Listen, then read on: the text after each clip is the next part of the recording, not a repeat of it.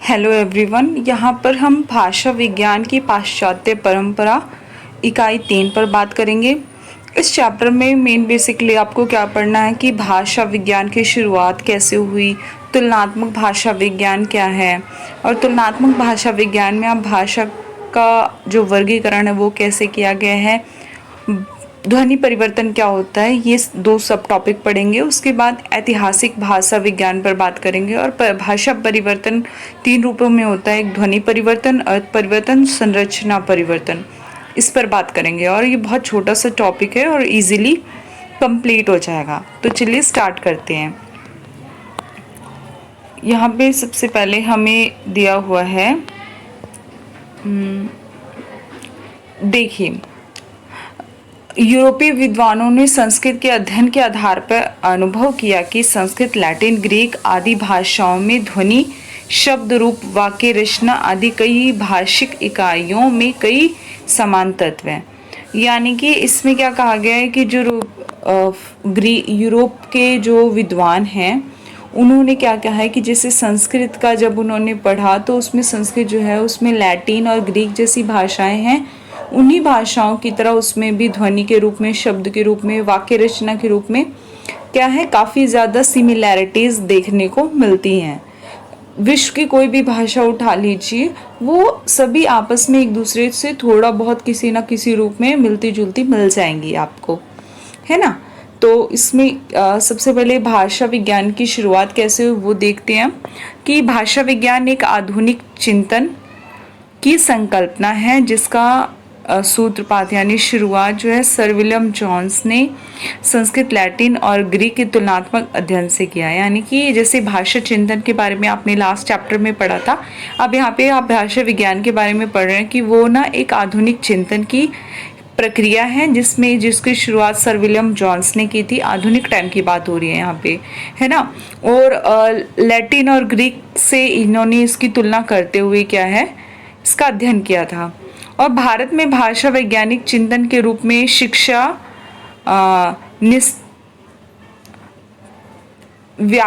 निस्तक, व्याकरण आदि का प्राचीन रहा है। यहाँ पे ये पता नहीं कौन सा वर्ड लिखा है, बाकी ये भाषा वैज्ञानिक चिंतन के रूप में शिक्षा निरंतर होगा, कुछ होगा, व्याकरण आदि का प्राचीन रहा है। मेन बेसिकली यहाँ पे क्या बोला गया है कि भाषा वैज्ञानिक जो भारत में भाषा वैज्ञानिक है, उन्होंने व्याकरण आदि को आधार बना के भाषा पर चिंतन किया है, किंतु आधुनिक भाषा विज्ञान की रूपरेखा पाश्चात्य चिंतन की देन है। यानी कि जो भारतीय वैज्ञानिक हैं उन्होंने भाषा चिंतन पर भारतीय विचारधारा के उन्होंने आधुनिक भाषा वैज्ञानिकों से ही, पाश्चात्य चिंतकों से ही, मतलब उनकी जो उन्होंने जो आधार बनाकर भाषा पर चिंतन किया है उसी आधार पर उन्होंने भी भाषा चिंतन को स्टार्ट किया है ना। तो यही कह सकते हैं कि पाश्चात्य चिंतकों से ही भारतीय चिंतकों ने क्या है, भाषा पर चिंतन की रूपरेखा उसी के अनुसार वो चले हैं। भाषा के अध्ययन का प्रारंभ सर्वप्रथम यूनान में हुआ था। यानी कि यूनान का, ग्रीस को जो है वो यूनान कहते हैं। तो भारत में जो भाषा का अध्ययन है, वर्ल्ड में भाषा का अध्ययन है, वो सर्वप्रथम यूनान में शुरू हुआ था। यूनानी जो विचारक है उनके क्या नाम है, सुकरात, प्लेटो, अरस्तु आदि विचारकों ने भाषा चिंतन को प्राश्रय दिया। यानी कि भाषा विज्ञान बोलो या भाषा चिंतन, बात एक ही है। और इसे प्लेटो, अरस्तु, सुकरात आदि ने स्टार्ट किया था, है ना। अब आगे हम बढ़ते हैं कि आधुनिक परिप्रेक्ष्य में, यानी कि प्रेजेंट सर्कमस्टांसेस में, प्रेजेंट कॉन्टेक्स्ट में अगर देखें तो भाषा विज्ञान का सूत्रपात अमेरिकी भाषा वैज्ञानिक ब्लूमफील्ड तथा जनेवा स्कूल के फर्नैंड डी सस्यूर, है ना। तो ब्लूमफील्ड और सस्यूर जो हैं ये विचारक हैं, इनके बारे में हम आगे वाले चैप्टर्स में पढ़ेंगे। 4 और 5 चैप्टर में सस्यूर फिर ब्लूमफील्ड के बारे में ही दिया हुआ है। से माना जाता है यह इस युग में इस युग में जो है भाषा को अर्जित वस्तु मानकर समाज में उपस्थित भाषिक परिवर्तन के आधार पर उसको ग्राह्य माना गया है तथा व्याकरण को प्रमुखता देने की आवश्यकता से इनकार किया गया है। मेन इसमें क्या कहा गया है कि समाज में जो भाषा है उपस्थित है, उसमें जो परिवर्तन आ रहे हैं उसके आधार पर उसको देखा जाए, ना कि व्याकरण के आधार पर जो है भाषा पर चिंतन किया जाए, है ना। ध्वनि और अर्थ को भाषा के बाह्य और आंतरिक तत्वों के रूप में क्या है माना जाए और उसी को अलग करके उसी के आधार पर उसका क्या है चिंतन किया जाए, ऐसा आधुनिक वैज्ञानिक मानते हैं, आधुनिक विचारक मानते हैं। भाषा का अध्ययन अब पद से आगे बढ़कर वाक्य और वाक्य से आगे प्रोक्ति तक पहुंच गया। यानी पहले क्या आता है, पद आता है, फिर वाक्य आता है, फिर प्रोक्ति आता है, ठीक है। और जैसे संस्कृत जब भाषा पर बात करते हो तो संस्कृत लैटिन, जैसे संस्कृत में मातृ बोलते हैं, फिर लैटिन में मात्रे बोलते हैं, ग्रीक में मेतेरे बोलते हैं और आयरिश में माथिर, है ना। तो जैसे हमने शुरू में पढ़ा थी विलियम जॉन्स ने जो थे उन्होंने कैसे कि लैटिन और ग्रीक आदि भाषाओं के अध्ययन से फिर उसको संस्कृत का जो है तुलनात्मक अध्ययन किया। इसी तरह आप यहाँ पे देख सकते हैं कि जो मातृमा होती है उसी वर्ड को अलग अलग भाषाओं में लिखा जाए तो उसमें कितनी सिमिलैरिटी हमें देखने को मिलती है ना। और उसके बाद क्या है, संबंधता उन्हीं भाषाओं में मिलती है जो एक ही परिवार के हो, जिनका विकास क्रम एक हो। अलग परिवारों की भाषाओं में मिलते जुलते शब्द तो मिल जाते हैं लेकिन ये इक्के दुक्के होते हैं। ये कौन सा है, अच्छा तुलनात्मक भाषा विज्ञान की बात हो रही है। तो तुलनात्मक भाषा विज्ञान जो होता है, तुलनात्मक भाषा विज्ञान का मतलब होता है दो या दो से अधिक भाषाओं के पारस्परिक तुलना करें तो वो तुलनात्मक भाषा विज्ञान कहलाता है।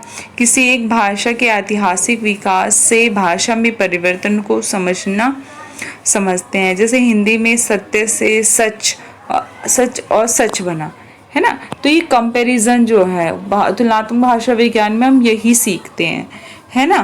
कैसे कंपैरिजन, हिंदी में सच से फिर सच फिर सच बना, है ना। तो ये तुलनात्मक कैसे समय के अनुसार उसमें परिवर्तन देखने को हमें मिलता है। अध्यय को आज, संध्या को सांझ, विद्युत को बिजली। भाषा के आंतरिक परिवर्तन के अध्ययन के लिए लिखित आधार की आवश्यकता पड़ती है। विभिन्न कालों में उस भाषा के रूपों के अध्ययन में हम परिवर्तन की दिशा को समझ सकते हैं। यानी कि टाइम पीरियड जैसे जैसे बदलता है वैसे वैसे क्या होते हैं, भाषा में परिवर्तन हमें देखने को मिलती है। ये इसमें देखिए तुलनात्मक अध्ययन का आधार दो भाषाओं में ध्वनि, रूप आदि स्तरों से संबंधता कॉरेस्पॉन्डेंट है। यानी कि जैसे हिंदी में 7 बोलते हैं, पंजाबी में 7 बोलते हैं, हिंदी में 5 बोलते हैं, पंजाबी में पंच बोलते हैं, हिंदी में काम बोलते हैं, पंजाबी में कम बोलते हैं और हाथ को हथ बोलते हैं। तो ये क्या है, तुलनात्मक अध्ययन कहलाता है। और देखो जो तुलनात्मक अध्ययन और ऐतिहासिक अध्ययन जो है, तुलनात्मक आप पढ़ रहे हैं, ऐतिहासिक अभी थोड़ी देर में पढ़ेंगे। तो टाइम पीरियड के साथ उसमें चेंज आते हैं तो वो क्या कहलाता है, ऐतिहासिक अध्ययन कहलाता है।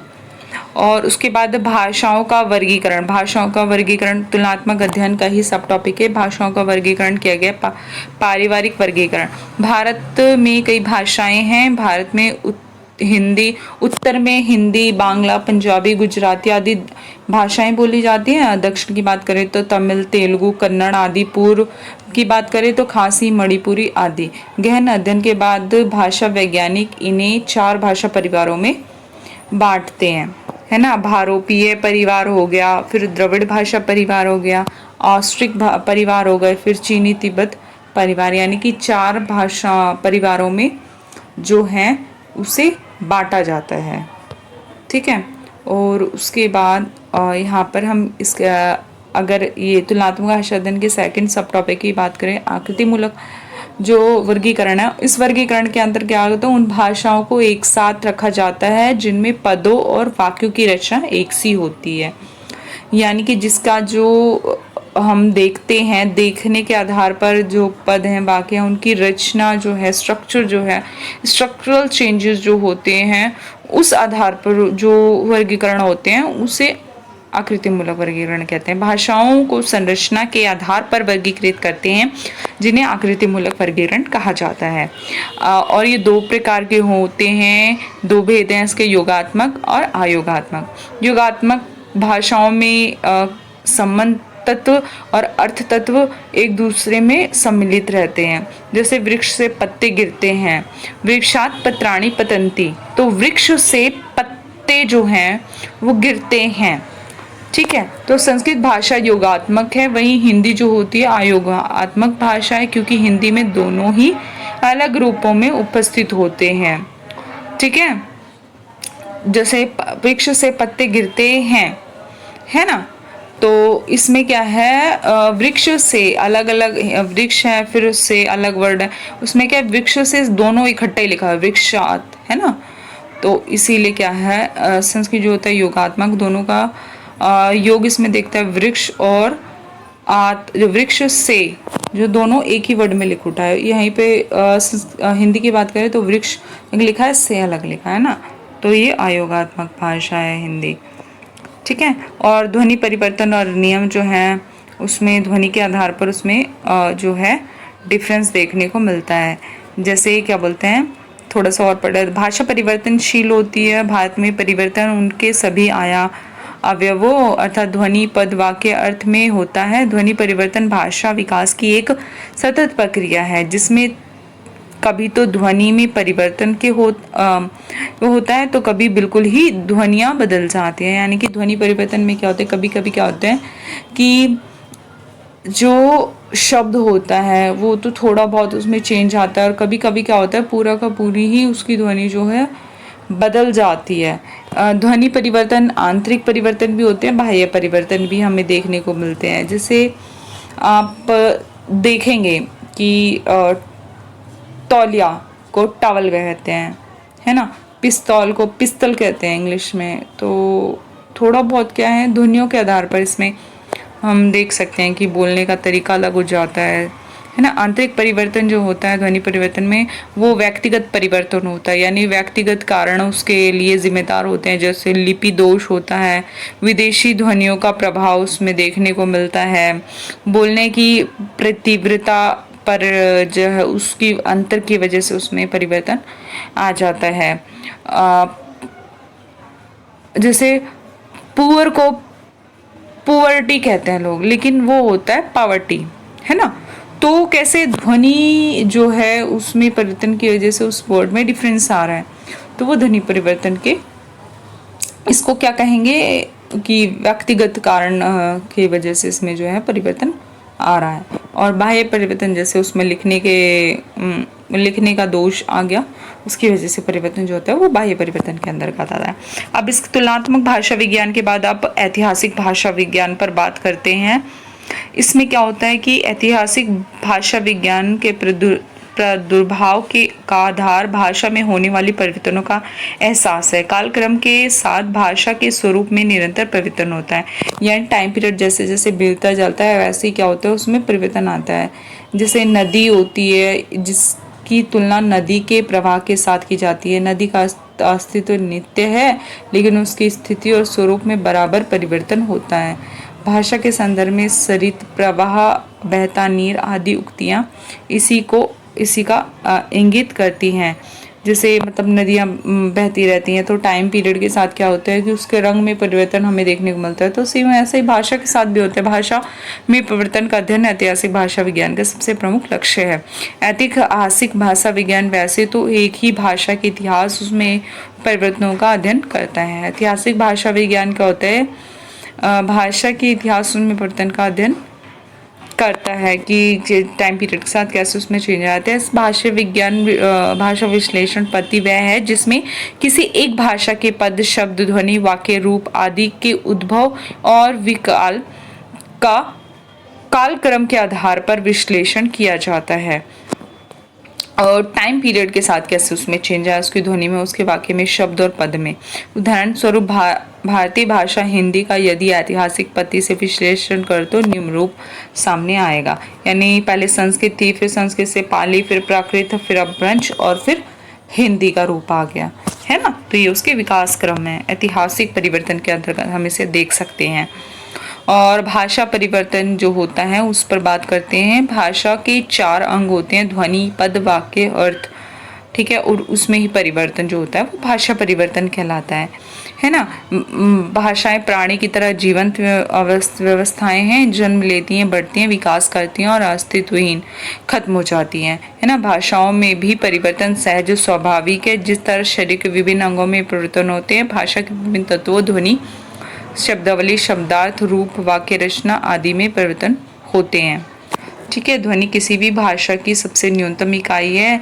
इस इकाई में परिवर्तन होने से भाषा में परिवर्तन होता है। मानव मुख से उच्चारित ध्वनि का घिसना, ध्वनि की अदला बदली, फिर नई ध्वनियों का आ जाना, यहाँ एक क्रम के अनुसार चलता रहता है ना। तो ये ध्वनि परिवर्तन है। तो ध्वनि परिवर्तन को देखो कैसे दिखाया गया है 5 रूपों में। एक संगम, है ना। तो संगम मर्ज होना, यानी कि इसमें 2 ध्वनियाँ मिलकर एक हो जाती हैं, तो उसे क्या होते हैं, संगम कहते हैं। जैसे शो, शो, षष्लगम, षष्टकोण, ये जो है ये क्या है, 2 ध्वनियों से मिलकर बने हैं, है ना, एक हो गए हैं। हिंदी में शो, शलगम और षष्टकोण का उच्चारण एक हो गया है ना। और उसके बाद विच्छेद, स्प्लिट, बिखरना, यानी इसमें एक ध्वनि परिवर्तन के कारण वो ध्वनियों में बदल जाती है। हिंदी में ड का विकास के कारण ड, ड 2 ध्वनियां अस्तित्व में आई। आगमन, एम्फेथेसिस मतलब क्या होता है, इसमें शब्द के आदि, अंत और मध्य अंत में स्वर व्यंजन का आगमन होता है। स्टेशन का सटेशन, हिंदी में शर्म का सरम, स्टेशन का सटेशन पंजाबी में इसका हो जाता है। लिस्ट का लिस्ट, यानी कि तेलुगु लिस्टू, यानी कि क्या होता है कि किसी और भाषा के मतलब आने से, उसमें थोड़ा सा मिक्सअप होने से क्या होता है, उसका रूप बदल जाता है। शब्दों के या तो आगे या तो बीच में या तो अंत में जो है हमें डिफरेंस नया वर्ड जुड़ जाने से, स्वर या व्यंजन जुड़ जाने से उसमें चेंज आ जाते हैं, उसकी ध्वनि में चेंज आ जाता है, तो उसे ध्वनि परिवर्तन कहते हैं। इसी तरह लोप, इसमें शब्द के आदि, अंत, मध्य में स्वर व्यंजन का लोप हो जाता है, यानी गायब हो जाते हैं। जैसे कमांड का कमान हो गया, अढ़ाई का ढाई हो गया, और खरीदार का खरीद हो गया, खरीददार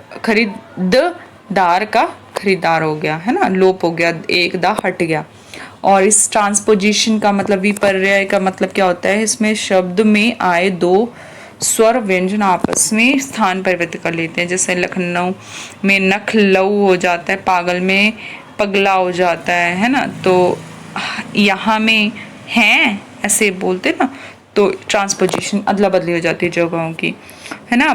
परिवेश पर आधारित ध्वनि परिवर्तन, है ना, उसमें जैसे मकुट को मुकुट, अष्ट को अट्ठ, है ना, ऐसे परिवर्तन। कंगन को कंगन, ऐसे परिवर्तन कहते हैं। हस्त को हाथ, है ना, ऐसे। ध्वनि परिवर्तन आंतरिक बाह्य होते हैं। ध्वनि की अपनी प्रवृत्ति है, मानव की प्रयोग संबंधी भूल, है ना।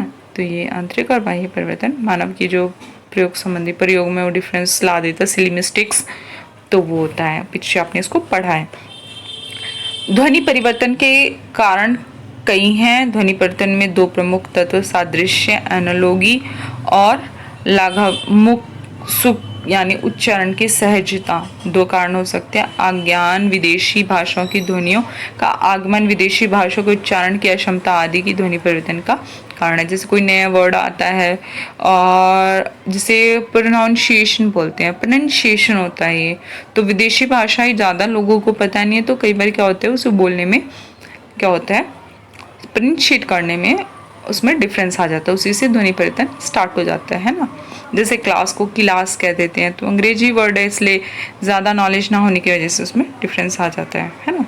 अर्थ परिवर्तन बहुत इंपॉर्टेंट टॉपिक है। प्रीवियस ईयर में 2-3 साल के क्वेश्चन पेपर्स में मैंने इस टॉपिक को बहुत ज़्यादा देखा है, तो इस टॉपिक को बहुत अच्छे से करना है। भाषा में शब्दों के अर्थ में निरंतर परिवर्तन आता है, इससे शब्द की शब्दावली में भी परिवर्तन आता रहता है। अर्थ परिवर्तन के कई कारण हैं। हम नई संकल्पनाओं के लिए पुराने प्रचलित शब्दों का इस्तेमाल करते हैं। जैसे पैर शब्द का उपयोग कई भाषाओं में फर्नीचर के पायों के लिए होता है, यानी कि जैसे क्या है कि उसका अर्थ में परिवर्तन हमें देखने को मिले। सादृश्य मूलक अर्थ विस्तार है। लोगों विचारों के प्रति हमारा दृष्टिकोण भी प्रमुख कारण है। पुंगव एक युग में पंडित यानी ज्ञानी के अर्थ में प्रयुक्त होता था, लेकिन ढोंगी विद्वानों के लिए मजाक में इस शब्द का प्रयोग हुआ। तो पोंगा ध्वनि परिवर्तित रूप में और अविवेकी व्यक्ति के लिए भिन्न अर्थ में प्रयुक्त होने लगा। तो कैसे एक ही वर्ड टाइम पीरियड के चेंज होने से फिर उसका ना समझने का, उसको जो अर्थ है वो अलग अर्थ लिया जाने लगा, है ना। जैसे गधा, तो गधा एक जानवर है, लेकिन गधा जब किसी को कहा जाता है तो उसको मूर्ख के रूप में लिया जाता है। अर्थ परिवर्तन में आप देखेंगे कि हम सामाजिक व्यवहार में अमंगल सूचक अशोभनीय शब्दों का प्रयोग नहीं करते हैं, उसकी जगह पर भिन्न शब्दों का प्रयोग करते हैं। मरना के लिए स्वर्ग सिधारना उदात्तीकरण के कारण है ना। और भय के कारण सांप को कीड़ा कहना मतलब जो है हमें लघु लगता है, और उसके लिए हम क्या बोलते हैं, जैसे भय के कारण जो है सांप को कीड़ा कहते हैं, तो मतलब वो छोटा, क्योंकि सांप जो होता है वो कीड़े के कंपैरिजन में काफी जहरीला होता है ना, तो वो उसके कंपैरिजन में छोटा, अमंगल, अशोभनीय हो जाएगा, मतलब वो तो सांप की इंसल्ट हुई ना, ऐसा लग जाता है। इसके अन्य उदाहरण हैं विधवा होने पर सिंदूर पोंछना कहना, या चेचक की बीमारी को शीतला कहना, है ना। तो हम क्या है, चेचक की बीमारी को शीतला कहते हैं, क्यों? क्योंकि वो क्या है, वो शीतला देवी का रूप है, यानी हम उसका जो है आदर बढ़ा रहे हैं, है ना। तो मल विसर्जन के लिए नित्य कर्म डेली कोर जैसी वर्ड का यूज करते हैं हम। दिशा जाना, सोच जाना, ऐसे शुद्ध मतलब सूचित शुद्धता यानी शोभनीय सभ्य अभिव्यक्ति के लिए प्रयोग करते हैं, है ना। तो कैसे अर्थ जो है उसका बदल जाता है। वर्ड हम सेम कह रहे हैं, है ना, लेकिन क्या है कि हम ना जो वर्ड है उसको जब यूज करने ना, तो किसके सामने यूज कर रहे हैं, वो उसकी वजह से क्या होता है, उसमें जो अर्थ में परिवर्तन आ जाता है ना। जैसे कोई बच्चा है, ठीक है, जैसे मरना है ना, मरना वर्ड हम नहीं यूज कर रहे, हम उसके लिए यूज कर रहे हैं स्वर्ग सिधारना। तो कहीं ना कहीं मरना से काफी कंपैरिजन में स्वर्ग सिधारना जो है काफी रिस्पेक्टफुल वर्ड लगता है, और उसका यूज हम कर रहे हैं, तो वो शोभनीय अभिव्यक्ति कहलाता है ना। ये अर्थ परिवर्तन की 3 प्रमुख दिशाएं हैं। अर्थ विस्तार, है ना, इसमें शब्द के मूल अर्थ का विस्तार होता है। शब्द का अर्थ व्यापक संदर्भ में प्रयुक्त होता है। तेल का मूल अर्थ तिल से प्राप्त तैल, है ना। अब हम इसका प्रयोग सभी तेलों के लिए करते हैं। आज पेट्रोल भी तेल कहा जाता है। इस प्रकार अन्य शब्द देखिए, कोष्ठकों में क्रमशः मूल अर्थ और वर्तमान विस्तृत अर्थ दिए गए हैं। कुश लाने में होशियार व्यक्ति, हर काम में निपुण व्यक्ति के लिए, यानी क्या है, अर्थ का विस्तार हो रहा है कि एक ही वर्ड है लेकिन उसको अलग अलग कॉन्टेक्स्ट में ले लिया जाता है। तेल, पहले तिल से प्राप्त तेल को कहा जाता था, या सरसों के तेल हो गया, सोयाबीन का तेल हो गया, तो सभी कॉन्टेक्स्ट में तेल का वर्ड यूज हो रहा है ना। तो इस तरह हम कहते हैं कि अर्थ का विस्तार हो गया। जैसे शाही, काली शाही भी होती है, सभी रंगों की शाही हो गई। पशु मतलब एक तो गाय गोधन के लिए प्रयोग करते हैं, आप सभी जानवरों के लिए पशु का प्रयोग करते हैं, पशु पक्षी बोलते हैं ना। इसी तरह प्रवण में वीणा बजाने में कुशल व्यक्ति के लिए, या फिर हर कार्य में कुशल व्यक्ति के लिए प्रयोग करते हैं। भाषा के मुहावरेदार प्रयोग अर्थ विस्तार के ही उदाहरण है ना। तो जैसे भाषा का मुहावरेदार प्रयोग करते हैं, वो क्या है, वो अर्थ विस्तार के उदाहरण में हम उसको देख सकते हैं। अब हम कार्यालय के हेड की बात करते हैं। मंत्रालय के स्कंद, खिड़की का पल्ला, बैंक की शाखा आदि शब्द विस्तृत अर्थ में मुहावरेदार प्रयोग हैं। हम सहज ही ऐसे सैकड़ों शब्दों का निर्माण करते हैं। अर्थ संकोच क्या होता है? इस प्रक्रिया में मूल अर्थ सिकुड़कर सीमित अर्थ देता है। संस्कृत में मृग का अर्थ था प्राणी, जानवर। इसी अर्थ इसी अर्थ में हम सिंह को मृगराज कहते हैं। आज ये अर्थ सीमित ढंग से सिर्फ हिरण के लिए ही प्रयोग होने लगा है, यानी कि पहले मृग ना जानवर के लिए प्रयोग होता था, अब मृग जो है सिर्फ हिरण के लिए ही यूज होता है ना। तो ये अर्थ संकोच हो गया। अंग्रेजी बिल्कुल अर्थ विस्तार के अपोजिट होता है ये, है ना। अंग्रेजी में मीट खाद्य पदार्थ का अर्थ देता था, अब केवल मांस का अर्थ देता है ना। ऐसे अन्य कुछ उदाहरण हमें देखे, धान, धन्य, अनाज, चावल। और धान जो होता है वो अनाज के लिए, चावल की फसल के लिए ही यूज होता है। अर्थ संकोच का एक प्रमुख कारण है, जब विदेशी भाषाओं से शब्द आते हैं तो भाषा में दो पर्याय हो जाते हैं, उस स्थिति में उसमें अक्सर अर्थ बढ़ जाते हैं, संदर्भ अलग हो जाते हैं। हम डॉक्टर वैद्य में अंतर करते हैं, है ना। दरिया का अर्थ, मूल अर्थ नदी आदि जलाशय था, लेकिन आज इसे हम सिर्फ सागर के अर्थ में प्रयुक्त करते हैं, है ना। तो इसी तरह क्या है, ये अर्थ संकोच था। अब अर्थ जो परिवर्तन है उसका थर्ड पार्ट है अर्थ आदेश, ठीक है। तो इस शब्द का अर्थ है अर्थ बदल जाना। संस्कृत में दुहिता का अर्थ था गाय दुहने वाली, अब यह पुत्री के अर्थ में प्रयुक्त होता है। अक्षर शब्द का विपरीत अर्थ में भी प्रयोग होने लगता है। संस्कृत में असुर का अर्थ था देव, अब वह दानव का अर्थ देता है। सादृश्य के कारण उससे सुर शब्द बना लिया गया। राग का अर्थ प्रेम है, बांग्ला में वह क्रोध का अर्थ प्रकट करता है ना। अर्थ के परिवर्तन को विद्वान अर्थोत्कर्ष, उत्कृष्ट अर्थ देना, अर्थ उपकर्ष अर्थ देना, निकृष्ट अर्थ देना जैसे मूल्य परक प्रक्रियाओं से भी व्यक्त करते हैं। संस्कृत में यह साहस का अर्थ था अनाचार, आज उसके अर्थ में उत्कर्ष हुआ है। साहस एक गुण है ना। मतलब जो अर्थ परिवर्तन होते हैं उसका उत्कर्ष भी होता है, निकृष्ट भी होती है। निकृष्ट भी अर्थ हो सकता है उसका, जैसे साहस वर्ड है, कभी इसके लिए अनाचार मतलब निकृष्ट वर्ड अर्थ देता था ये, और साहस आज एक गुण हो गया तो वो उत्कृष्ट अर्थ दे रहा है ना। तो लुच्चा जो है वो लुंचित व्यक्ति, मुनि अर्थ उपकर्ष के उदाहरण हैं। पोंगा हिंदी में, ये तो एग्जाम्पल है जस्ट, है ना। अब जो भाषा परिवर्तन का थर्ड है वो है संरचना परिवर्तन। संरचना परिवर्तन क्या होता है? संरचना परिवर्तन में रूप, पद, बंध, वाक्य संरचना आदि सभी व्याकरणिक इकाइयों में परिवर्तन परिलक्षित देखने को मिलते हैं।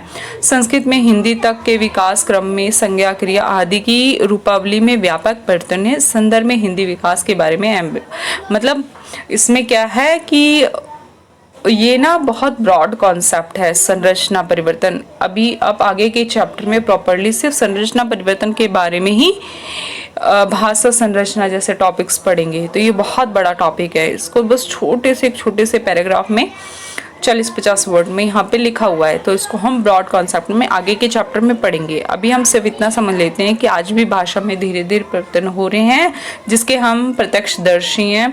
मुझे के साथ स्थान पर मेरे को का प्रयोग, मैंने कह दिया, मेरे को प्रयोग हो रहा है, मैंने कह दिया, मैंने कह रखा है के स्थान पर मैंने कहा हुआ है आदि परिवर्तन के सूचक है। हिंदी में ही लगभग 100 साल पहले लेखक कहने नहीं पाया करने वही सकता का प्रयोग करते थे। आज कह नहीं पाया कर नहीं सकता परिवर्तन के उपरांत स्थिर हो चुके हैं। तो इस तरह मतलब ये परिवर्तन जो है वो देखने को मिलता है। मुझे की जगह मेरे को जो है वो पंजाबी का प्रभाव हमें इसमें देखने को मिलता है। तो इस तरह उसकी संरचना में परिवर्तन आ गया है। अब क्या बोलते हैं, ये चैप्टर हमारा यहीं पे ख़त्म हो जाता है। और एग्ज़ाम में ऐतिहासिक भाषा विज्ञान क्या होता है, तुलनात्मक भाषा विज्ञान क्या होता है, अर्थ परिवर्तन क्या होता है, उसकी दिशा और कारण बताएं, इस तरह के क्वेश्चन एग्ज़ाम में पूछे जाते हैं। तो होप आपको ये चैप्टर अच्छे से समझ में आया, आप इन्हीं सब आंसर्स को देने में पूरी तरह सक्सेसफुल होंगे, आपका एग्ज़ाम अच्छा जाएगा। All the best. और अगर वीडियो अच्छी लगी तो प्लीज़ लाइक सब्सक्राइब करें so that I can continue this series. और मैं आपके लिए इस बुक के सभी चैप्टर्स को ऐसे ही कवर कर दूँगी जल्दी ही। बुक से पढ़ाने का मेन पर्पज़ यही होता है कि आप खुद भी उन वर्ड्स को ना देख लें, आपको कुछ समझ में नहीं आ रहा तो आप उसे पढ़ लें। और बुक से पढ़ने से क्या होता है कि फिर आपकी हैबिट बन जाएगी। आप कोई भी दूसरी बुक उठाएंगे ना तो आपको बुक की भाषा समझ में आना शुरू हो जाएगी। यही मेन पर्पस होता है बस। Thank you.